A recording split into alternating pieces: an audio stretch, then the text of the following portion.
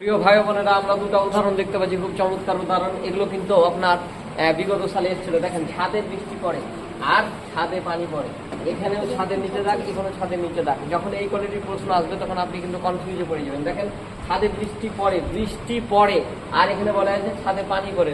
দেখে মনে হচ্ছে একই, কিন্তু এখানে দুরকম আছে। দেখেন, ছাদে বৃষ্টি পড়ে বলতে আপনার মেঘ থেকে কিন্তু ছাদে বৃষ্টিটা পড়ে, মেঘ থেকে ছাদে বৃষ্টি পড়ে। আর ছাদটা কিন্তু একটা স্টপ প্লেস, এটা প্লাস হবে। তাহলে স্টপ প্লেস সমান আমরা কি জানি?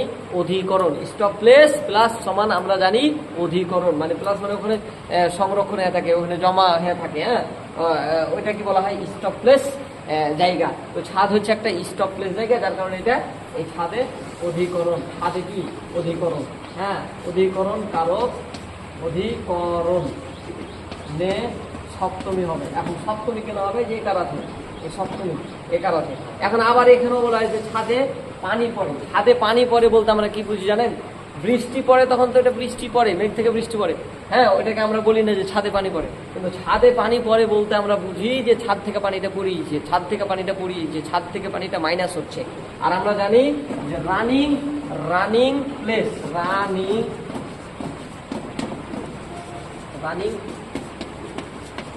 প্লেস মানে কি?